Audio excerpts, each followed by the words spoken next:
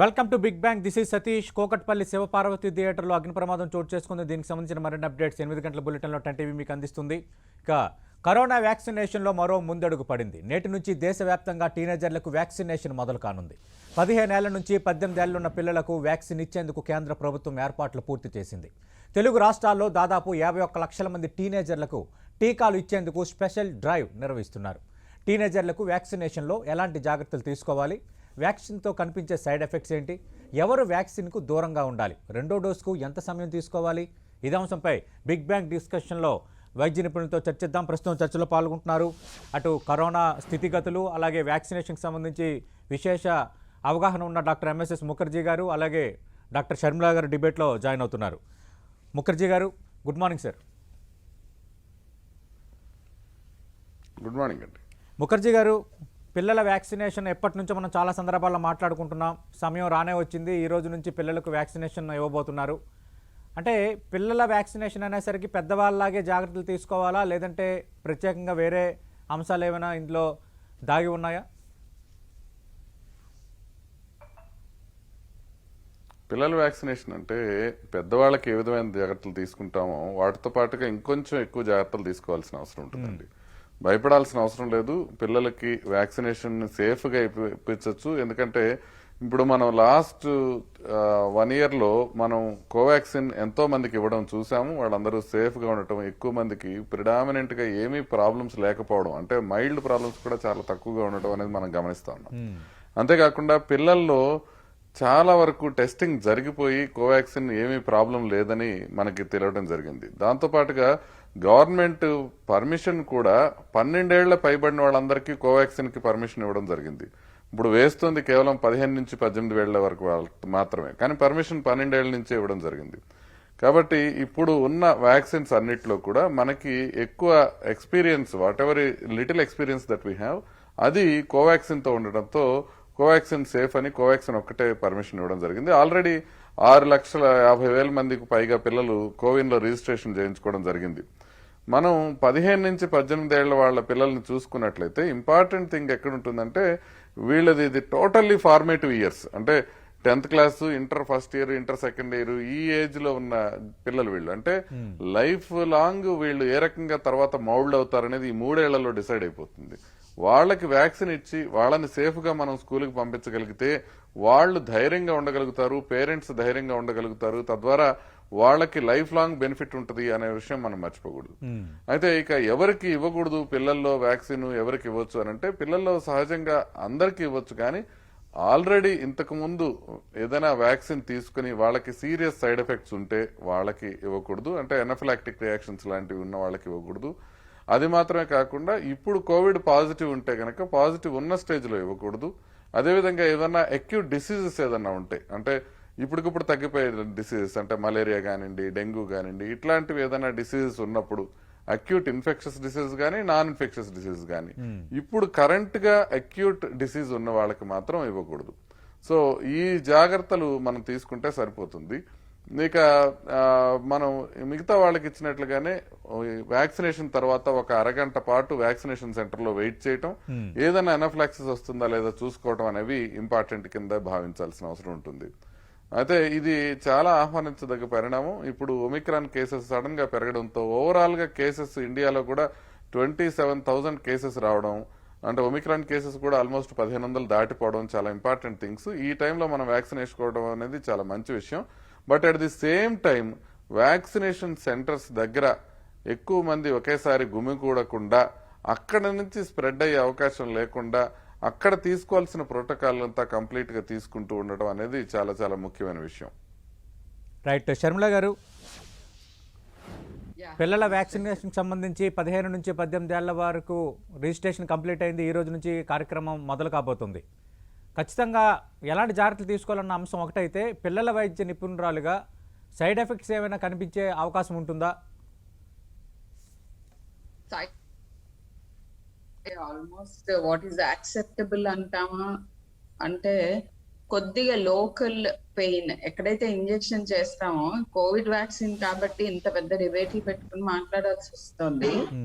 But daily hundreds of children get vaccinated. వేరే వేరే vaccines మన దగ్గర చాలా వ్యాక్సిన్స్ ఉన్నాయి ముందు నుంచి. అండ్ వాటిల్లో ఎక్కువ ఎఫెక్ట్స్ వచ్చే వ్యాక్సిన్స్ డిపిటి బాగా చంటి పిల్లల్లో ఇస్తాము. వాళ్ళకి ఇచ్చిన చోట పెయిన్, తర్వాత స్వెల్లింగ్, జ్వరము, కొంతమంది రేర్ గా ఎక్సెసివ్ క్రైయింగ్, ఇవన్నీ ఉన్న డిపిటి వ్యాక్సినే మనం చాలా హ్యాపీగా ఇవ్వగలిగే పరిస్థితికి వచ్చాం. ఇట్ ఈస్ వెరీ ఇంపార్టెంట్ ఇవ్వటం. సో నా మనవి ఏంటంటే పేరెంట్స్ అందరికి ఈ కోవాక్స్ నౌ ఫర్ చిల్డ్రన్, మిగతా ఇంకా vaccines all over the world ఉన్నాయి, కానీ మనకి ఇక్కడ ఈ టైం కోవాక్సిన్, ఆ వ్యాక్సిన్ కి చేసిన దగ్గర కొంత నొప్పి అకేషనల్ గా, కొంచెం ఒళ్ళు నొప్పులు ఇలాంటివి తప్ప సీరియస్ కానీ ఫేటల్ కానీ సైడ్ ఎఫెక్ట్స్ అసలు రిపోర్టెడే లేవు. సో ఫస్ట్ ఎప్పుడైనా చూసేది మనం పిల్లలకి, పెద్దవాళ్ళకి కూడా, బట్ పిల్లలకి మోర్ ఇంపార్టెంట్లీ సేఫ్టీ గురించి మనం చాలా చాలా చాలా ఇంపార్టెన్స్ ఇస్తాం. అది ఎఫిషియెంట్ గా పనిచేస్తుందా లేదా అనే దానికంటే కూడా ఇది సేఫేనా అనేది ఫస్ట్ చెక్ చేసుకుని రిలీజ్ అవుతాయి vaccines. And it is more than 100% safe, very safe. So serious side effects ఏముండవు. అలా అని కొంచెం నొప్పి పెట్టినా లేదా కొద్దిగా ఒళ్ళు నొప్పులు అనిపించినా, కొంచెం హెడేక్ వచ్చినా భయపడక్కర్లేదు. ఇట్లాంటివి ఏ వ్యాక్సిన్ తో అయినా వస్తాయి. ఫ్లూ వ్యాక్సిన్ అవ్వచ్చు, డిపిటి అవ్వచ్చు, ఇంకా మిగతా న్యూమోకోకల్ వ్యాక్సిన్స్ అవ్వచ్చు, మెనింగోకోకల్ వ్యాక్సిన్స్ అవ్వచ్చు, ఇవన్నీ కూడా మనం పిల్లలకి ఇస్తున్నాం. సో వాటిని మించిన సైడ్ ఎఫెక్ట్స్ అయితే దీంట్లో ఏవి డిస్క్రైబ్డ్ లేవు. అంటే కూడా మినిమల్ సైడ్ ఎఫెక్ట్స్ ఆర్ అస్సలు భయపడాల్సిన సైడ్ ఎఫెక్ట్స్ ఏం లేవు. నిరభ్యంతరంగా వెళ్ళి తీసుకోవచ్చు. అండ్ ముఖర్జీ గారు అన్నట్టు ఆల్రెడీ ఎప్పుడన్నా వ్యాక్సిన్స్ ఇచ్చినప్పుడు సీరియస్ సైడ్ ఎఫెక్ట్స్ ఏమన్నా వచ్చి ఉంటే అలాంటి వాళ్ళు కేస్ టు కేస్ మీ పీడియాట్రిషియన్ తో డిస్కస్ చేసి తర్వాత తీసుకోవటం బెటర్. అంతకు మించి ఇప్పుడు యాక్చువల్ గా ఈ వ్యాక్సిన్స్ ఇమ్యూనిటీ తక్కువ ఉన్న వాళ్ళకి, కీమోథెరపీ మీద ఉన్న పిల్లలు కానీ, లేకపోతే ట్రాన్స్ప్లాంట్స్ అయిన పిల్లలకు కానీ, వీళ్ళందరికీ కూడా కోవిడ్ రాకుండా కాపాడటానికి, సీరియస్ కోవిడ్ రాకుండా కాపాడటానికి ఉపయోగపడుతుంది అని అసలు ఈ వ్యాక్సిన్స్ రిలీజ్ చేయడం ఆర్ డ్రైవ్ స్టార్ట్ చేయడం. అండ్ అదే కాకుండా లైక్ ఈ మెన్షన్, స్కూల్ కి వెళ్ళటానికి చాలా హెసిటెన్సీ చూపిస్తున్నారు ఇప్పటికి కూడా. నేను ఎంత రీఅష్యూర్ చేసినా అడిగినప్పుడు స్కూల్ కి పంపించండి, వ్యాక్సిన్ రావటానికి, వ్యాక్సిన్ అప్రూవల్ రావటానికి, వ్యాక్సిన్ తీసుకోవటానికి స్కూల్ కి వెళ్ళటానికి సంబంధం పెట్టద్దు. స్కూల్ కి వెళ్ళకపోవటం మూలాన చాలా ఇది జరుగుతోంది అని, హాని జరుగుతోంది అని నేను ఎంత చెప్పినా కూడా parents were waiting for the vaccine. And I'm sure ఇప్పుడు ఈ వ్యాక్సిన్ తర్వాత they will feel more confident and send their children to school. It's very important. Particular గా ఈ ఏజ్ గ్రూప్ ని వాళ్ళు అప్రూవ్ చేయడానికి రీజన్ ఏంటంటే ఇవి డెసిషన్ మన కెరియర్ డిసైడింగ్ ఇయర్స్ కాబట్టి. సో హెసిటెన్సీ లేకుండా I think everyone should take the vaccine. అంటే షర్మిల గారు, అంటే గతంలో ఏదైనా వ్యాక్సిన్ తీసుకునేటప్పుడు సైడ్ ఎఫెక్ట్స్ కనిపించినా, అది పడకపోయినా అలాంటి వాళ్ళు దూరంగా ఉండాలంటున్నారు. ఎందుకంటే మీరు ఇందాకలు అన్నట్టుగానే మనం పుట్టినప్పటి నుంచి చాలా టీకాలు పిల్లలకి ఇవ్వడం జరుగుతుంది. తర్వాత మధ్య మధ్యలో చాలా రకాల టీకాలు మనం తీసుకుంటాం, వ్యాక్సిన్స్ వేసుకుంటాం. అంటే ఎప్పుడైనా, అంటే చిన్నప్పటి నుంచి ప్రొఫైల్ తీసుకుంటే ఎప్పుడైనా ఏదైనా వ్యాక్సిన్ కొంత వికటించడమో, లేదంటే ఒక వ్యాక్సిన్ వాళ్ళ సైడ్ ఎఫెక్ట్స్ రావటమో, ఒక వ్యాక్సిన్ వేసుకున్న తర్వాత కొన్ని వేరే మార్పులు రావటమో, ఇలాంటివి ఏమున్నా కూడా తీసుకోకూడదా? లేదంటే గతంలో క్లారిటీ ఉండేది?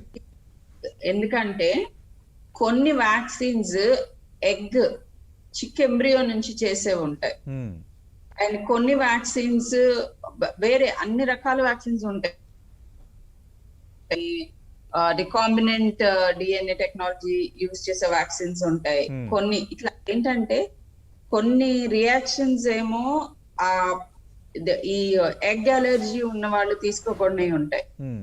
కొన్ని వ్యాక్సిన్స్ వాటిల్లో ప్రిజర్వేటివ్స్ కి అలర్జిక్ రియాక్షన్ వచ్చిన దాఖలాలు ఉంటాయి. ఓకే. ఇవి ఎంత అన్కామన్ అంటే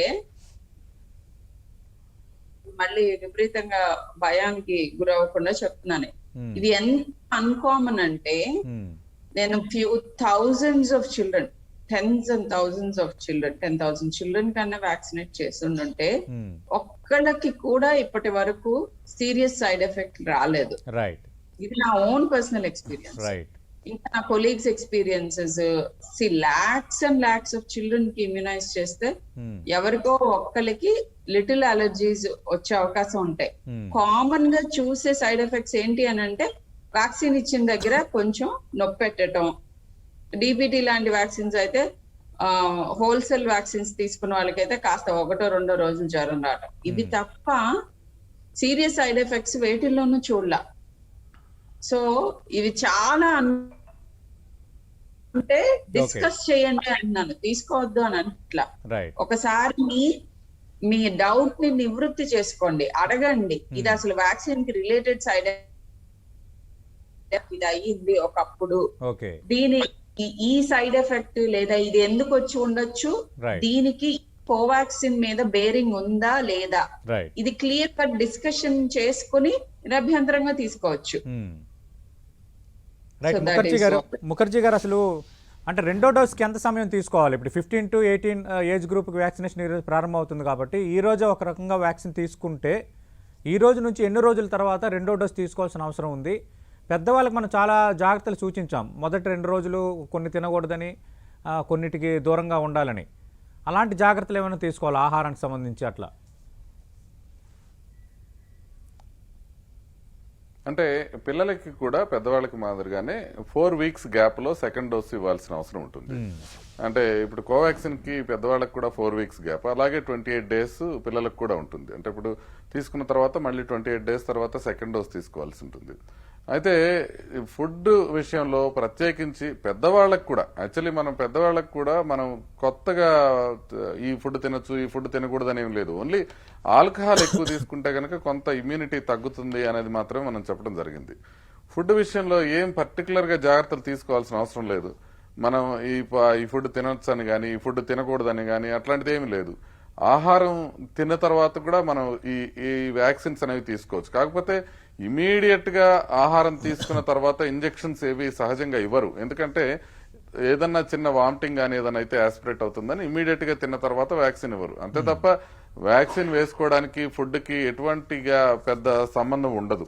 కాబట్టి పిల్లల్లో మనకు సేఫ్ ఇవ్వచ్చు. ఒక ఇంపార్టెంట్ పాయింట్ మనం ఇందాక అనుకున్న దానికి ఇప్పుడు ఏం తెలుస్తుందంటే పిల్లల్లో మనకి ఇన్ఫెక్షన్ వస్తే చాలా మైల్డ్ గా ఉంటుంది అనేది మనకు తెలుసు.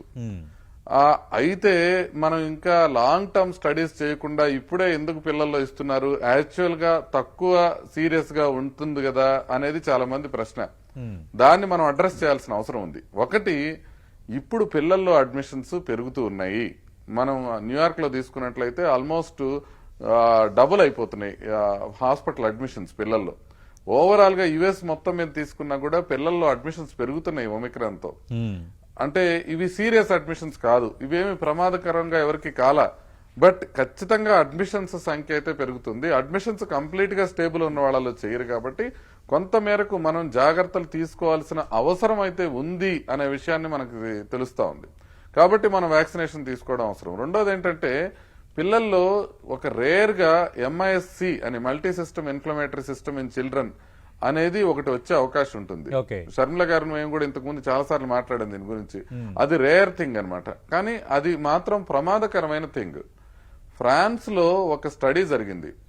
ఆ స్టడీలో ఏం తెలిసిందంటే మొత్తం MIS-C కేసెస్ అన్ని తీసుకొని చూస్తే వాళ్లలో 2 డోసులు వ్యాక్సిన్ అయిన వాళ్ళు ఒక్కళ్ళు కూడా లేరు. అంటే వ్యాక్సిన్స్ అయిపోయిన తర్వాత MIS-C వచ్చే అవకాశం, ఈవెన్ COVID-19 వచ్చినా కూడా MIS-C వచ్చే అవకాశం చాలా తక్కువగా ఉంది, రేర్ గా ఉంది అని.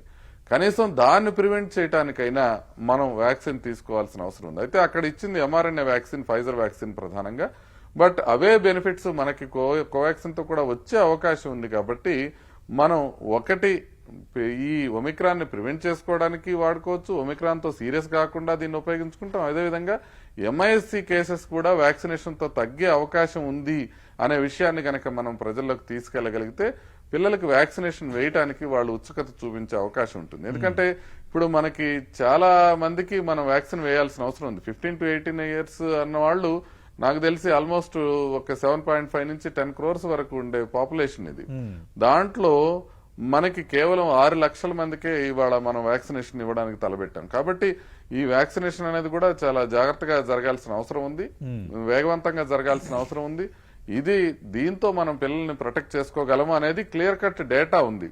ఇప్పుడు మనకి పిల్లలకి పెద్దవాళ్ళకి వచ్చే ప్రొటెక్షన్ కన్నా కొంచెం ఎక్కువే వస్తుంది కానీ తక్కువ రాదు. యాక్చువల్లీ కోవాక్సిన్ మీద చేసిన పిల్లల పైన చేసిన స్టడీ రిజల్ట్స్ ఇంకా కంప్లీట్ గా మనకి బయటకు రాలేదు.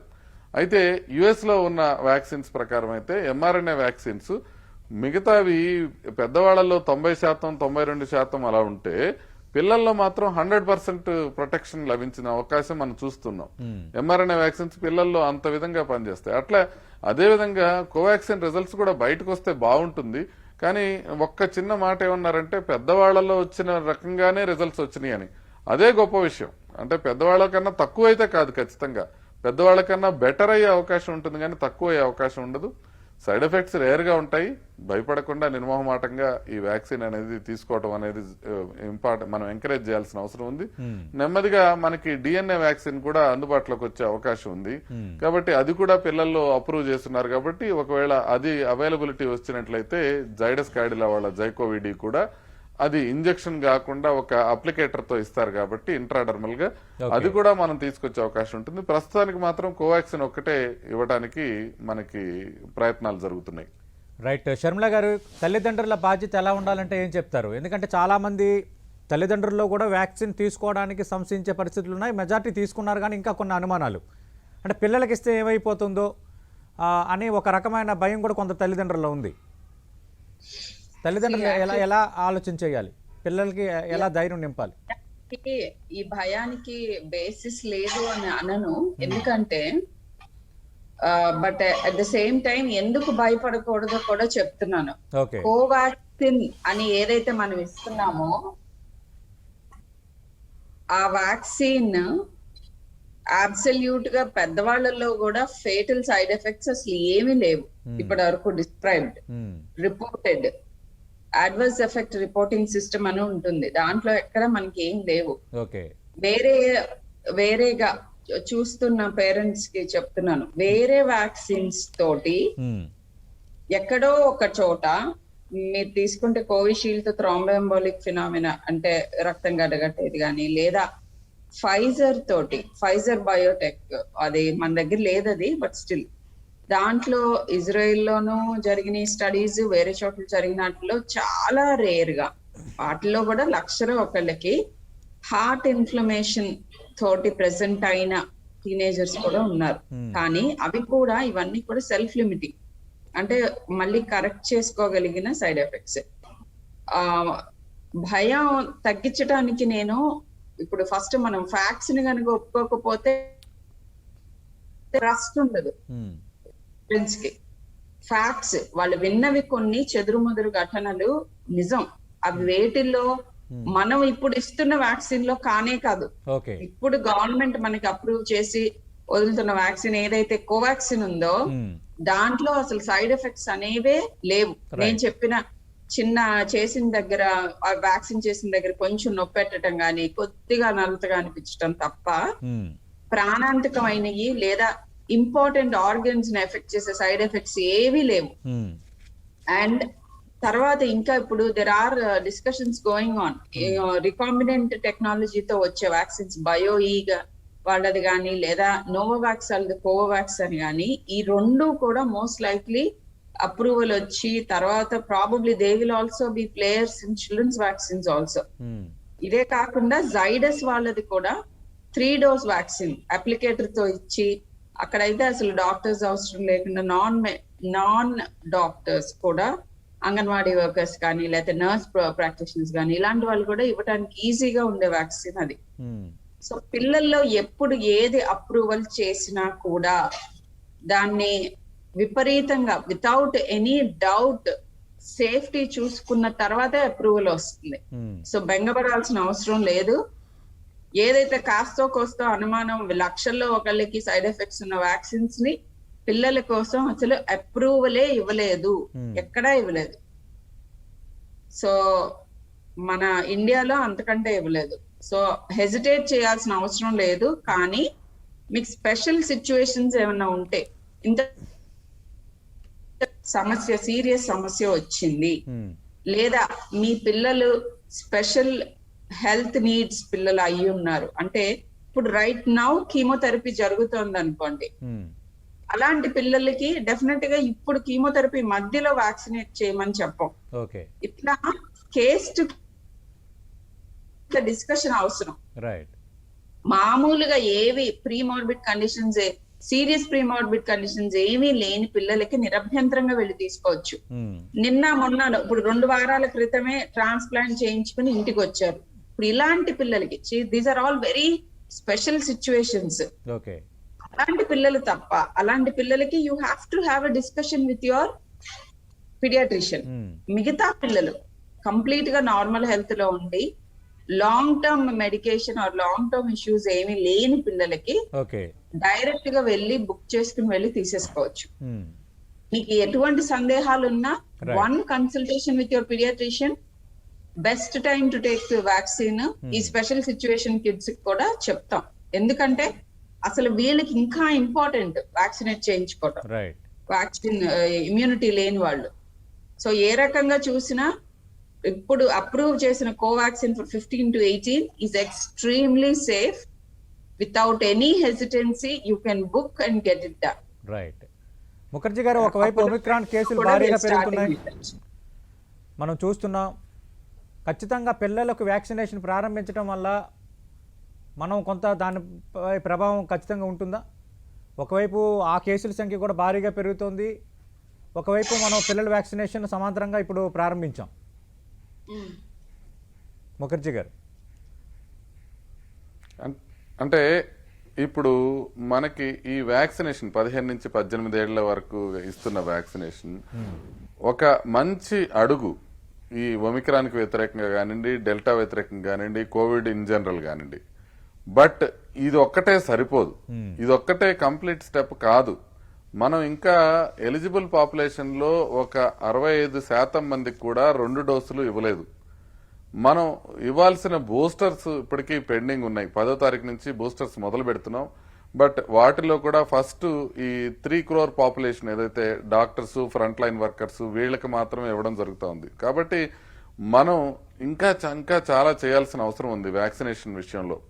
మనం అందరికీ 2nd డోసెస్ కంప్లీట్ చేయాలి, చేసిన వాళ్లలో బూస్టర్ డోసెస్ ఇవ్వాలి. తర్వాత బూస్టర్ డోసెస్ ఇవ్వడంలో కూడా గవర్నమెంట్ ఇస్తున్నది ఏంటంటే 9 నెలల తర్వాత, అంటే 2వ డోస్ అయిన 9 నెలల తర్వాత బూస్టర్ డోస్ అని ఇచ్చారు. హెల్త్ కేర్ వర్కర్స్ కి అది 6 నెలల తర్వాత అయితే బాగుంటుంది అని. ఎందుకంటే 4 నెలల తర్వాత యాంటీబాడీస్ అనేవి తగ్గడం బిగిన్ అవుతున్నాయి. ఎవరైతే ముందు వరుసలో ఉండి ప్రజలకు సేవ చేయడానికి ఉద్యుక్తులు అవుతున్నారో వాళ్ళకి కొద్దిగా ఇంకా సైంటిఫిక్ బేస్డ్ గా, అంటే 6 months లోనే 2nd, 3rd డోసు అంటే ప్రికాషనరీ డోసు ఇస్తే బాగుండేది. అదేవిధంగా మనకి యుఎస్ లో చూస్తే పీడియాట్రిక్ హాస్పిటలైజేషన్స్ లో ప్రధానంగా ఎవరెవరికి వ్యాక్సిన్ చేయలేదో వాళ్ళు ఎక్కువ అడ్మిషన్స్ అవసరం పడుతున్నాయి. అంటే 0 to 5 వాళ్ళు ఎక్కువ అడ్మిషన్ అవుతున్నారు, ఆ తర్వాత 5 to 10 అవుతున్నారు. కాబట్టి మనం 15 నుంచి 18 ఏళ్లకి ఫినిష్ చేసుకోగానే ఇమీడియట్ గా 12 నుంచి 15 ఏళ్లకి మళ్ళీ మొదలు పెట్టాల్సిన అవసరం ఉంటుంది. కాబట్టి మనం ఈ 15 నుంచి 18 ఏళ్లకు వ్యాక్సిన్ చేయటం అనేది ఒక మంచి అడుగు, ఒక అద్భుతమైన అడుగు, ఒక ముందడుగు. దాంతో మనం ముందుకు వెళ్ళాలి. But at the same time అదొక్కటే సరిపోదు. మనం ఇంకా చేయాల్సింది ఏంటంటే పిల్లల్లో ఆ అవేర్నెస్ పెంచడం. ఎక్కడైతే వీళ్ళు మాస్క్ ధరించడం విషయంలో కానివ్వండి, వీళ్ళు క్లాస్ రూమ్స్ లో కలిసి కూర్చున్నప్పుడు ఏ విధంగా బిహేవ్ చేయాలనే దానికి కానివ్వండి, ఇక్కడ మనం అవేర్నెస్ పెంచుకుంటూ పోవాల్సిన అవసరం ఉంది. దాని పట్ల మనం ఇంకా చేయాల్సిన అవసరం ఉంది. అంటే వ్యాక్సినేషన్ అనేది ఒక పార్శ్వం మాత్రమే, ఒక అంశం మాత్రమే. దాంతో పాటుగా మనం మిగతా చర్యలు కూడా జాగ్రత్తలు తీసుకోవాల్సిన అవసరం ఉంది. ఇదొక్కటే సరిపోదు, కానీ ఇది ఒక అద్భుతమైన ఫస్ట్ స్టెప్. కాబట్టి అందరు పేరెంట్స్ కూడా దానికేదో తొందరపడి పరిగెత్తుకుంటూ వెళ్లడం కాకుండా ప్రాపర్ ప్రికాషన్స్ తీసుకుంటూ వ్యాక్సినేషన్ వేయించుకోవాలి.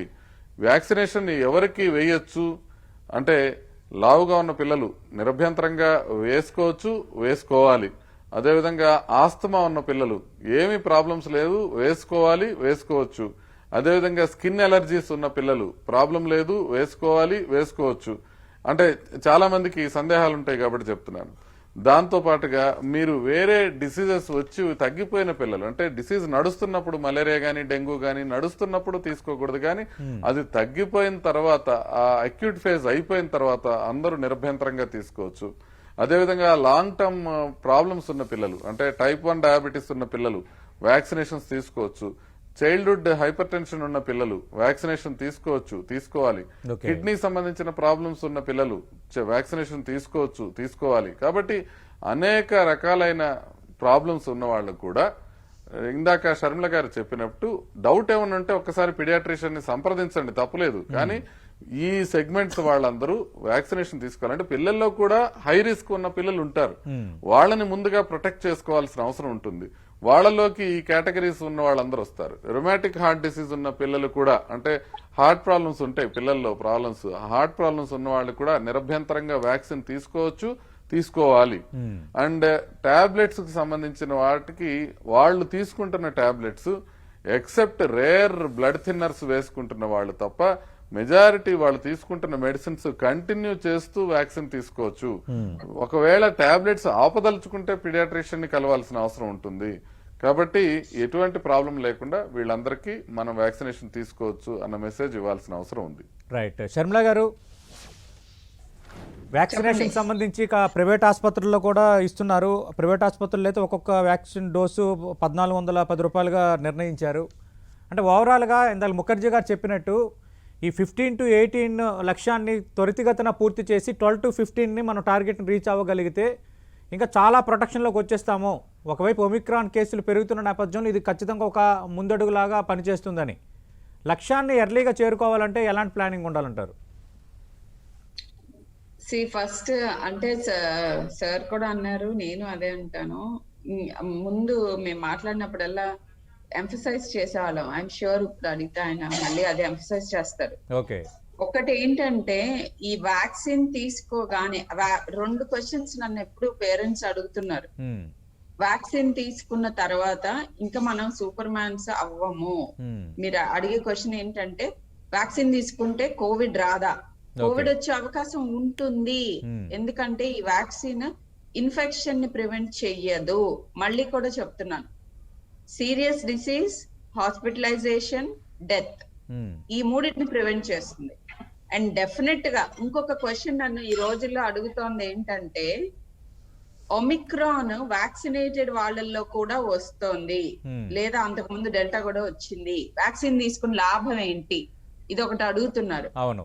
ఇప్పటికీ ఉన్న స్టడీ ఇమ్యూనిటీ ఎస్కేపర్ అని, ఒమిక్రాన్ ఇమ్యూనిటీ ఎస్కేపర్ అని ఎక్కువ మందిలో అనుమానం ఉంది. ఇమ్యూన్ ఎస్కేప్ డెఫినెట్ గా ముందు స్ట్రెయిన్స్ కంటే ఎక్కువ ఉంది. కానీ మీరు చూస్తే డెఫినెట్ గా వ్యాక్సినేటెడ్ వాళ్ళల్లో కోవిడ్ వచ్చిన వాళ్ళల్లో, అన్వాక్సినేటెడ్ వాళ్ళల్లో కోవిడ్ వచ్చిన వాళ్ళల్లో క్లియర్ కట్ తేడా ఉంది. ఆ జబ్బు ఇంటెన్సిటీ కానీ, లేకపోతే ఆక్సిజన్ రిక్వైర్మెంట్స్ కానీ, లేకపోతే డెత్ రేట్స్ కానీ. సో బ్రేక్ త్రూ ఇన్ఫెక్షన్స్ ఎక్కువైనా కూడా డెఫినెట్ గా హాస్పిటలైజేషన్, డెత్ రేట్, మార్బిడిటీ ఇవన్నీ తగ్గుతున్నాయి. This is important. And asymptomatic గా, అసలు పిల్లల్లో అసిమ్టమాటిక్ గా వస్తుంది, మైల్డ్ సిమ్టమాటిక్ గా వస్తుంది, వీళ్ళకి వ్యాక్సిన్స్ అవసరమా? ఇది కూడా ఇంపార్టెంటే. ఎందుకంటే పెద్దవాళ్ళలానే long covid, post covid issues ఇలాంటివి పిల్లల్లో మోతాదు తక్కువ, చాలా తక్కువ, కానీ ఇవి చూస్తున్నాం.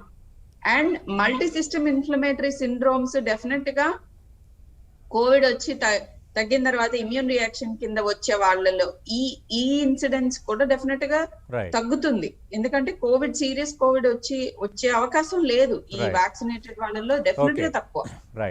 ఏ రకంగా చూసినా వ్యాక్సిన్ వేపే మొగ్గు చూపించాలి, ప్రొవైడ్ చేస్తున్న వాళ్ళందరికీ తీసుకోవాలి without hesitancy. Right. Thank you Sharmila గారు, థ్యాంక్ యూ ముఖర్జీ గారు. 15 నుంచి 18 ఏళ్ళ ఏజ్ గ్రూప్కి సంబంధించి ఈ రోజు నుంచి వ్యాక్సినేషన్ ప్రక్రియ ప్రారంభమవుతుంది. ఖచ్చితంగా మీరు వ్యాక్సిన్ కేంద్రానికి వెళ్ళేటప్పుడు, రిజిస్టర్ చేసుకునేటప్పుడు తల్లిదండ్రులు తీసుకురావాలని అధికారులు చెప్తున్నారు మస్ట్గా. అలాగే ఆధార్ కార్డును కూడా పట్టుకుపోవాలి. 4 వారాల తర్వాత 2వ డోస్ ఇస్తారు. పెద్దలకు ఇచ్చినట్టుగా 0.5 ml డోస్ ఇస్తారు. ఒక అరగంట సేపు అక్కడ ఉండాలి. సైడ్ ఎఫెక్ట్స్ ఏమైనా వస్తున్నాయా లేదో వైద్యులు చూసిన తర్వాత అరగంట తర్వాత వాళ్ళు ఓకే చేస్తేనే బయటికి వెళ్ళాలన్నది చాలా క్లియర్ కట్గా అర్థమవుతుంది. అయితే తల్లిదండ్రులు ఆందోళన పడాల్సిన అవసరం లేదు. పిల్లలకు వ్యాక్సినేషన్ అనేసరికి చాలామంది తల్లిదండ్రులు భయపడుతున్నారు కొందరు. కానీ ఇప్పుడు అందరికీ ఇస్తున్న వ్యాక్సిన్ భారతదేశంలో కోవాక్సిన్ కాబట్టి కోవాక్సిన్కి సంబంధించి సైడ్ ఎఫెక్ట్స్ హిస్టరీ ఏమీ లేదు కాబట్టి అందరూ నిరభ్యంతరంగా తీసుకోవచ్చు. అలాగే గతంలో వ్యాక్సిన్ తీసుకునేటప్పుడు వ్యాక్సిన్ పడని వాళ్ళు, గతంలో వ్యాక్సిన్స్ ఏవైనా తీసుకునేటప్పుడు సైడ్ ఎఫెక్ట్స్ వచ్చిన వాళ్ళు ఒకసారి సంబంధిత పీడియాట్రిషియన్స్ని కానీ సంబంధిత డాక్టర్లను కానీ సంప్రదించి మాత్రమే తీసుకోవాలని వైద్య నిపుణులు సూచిస్తున్నారు. అలాగే గతంలో కొన్ని సమస్యలు ఉన్న వాళ్ళు, ఏజ్ గ్రూప్కి సంబంధించి గతంలో ఆల్రెడీ కోవిడ్ వచ్చి తగ్గిన తర్వాత కూడా ఇలాంటి వాళ్ళు తీసుకునేటప్పుడు వైద్యులను ఒకసారి సంప్రదించాలన్న ఒక సూచన అయితే కనిపిస్తోంది. ఖచ్చితంగా ఈ కార్యక్రమం ముందుకు వెళ్ళాలని కోరుకుందాం. ఎందుకంటే ఒకవైపు ఒమిక్రాన్ కేసులు భారీగా పెరుగుతున్న నేపథ్యంలో ఈ 15 నుంచి 18 గ్రూపుల లక్ష్యాన్ని పూర్తి చేసి తర్వాత 12 to 15 గ్రూప్ లక్ష్యాన్ని పూర్తి చేయడం వల్ల ఇంకా చాలా వరకు మనం సేఫ్ జోన్లోకి వస్తామన్న ఒక ఆశాభావం అందరిలో కనిపిస్తుంది. కాబట్టి ఆ దిశగా వ్యాక్సిన్ లక్ష్యం పూర్తి అవ్వాలని 10 టీవీ కూడా కోరుకుంటుంది. ఇది వాటి బిగ్ బ్యాంగ్ డిబేట్. మరి కాసేపు న్యూస్ అప్డేట్స్ ప్రసారం అవుతాయి. Stay with us.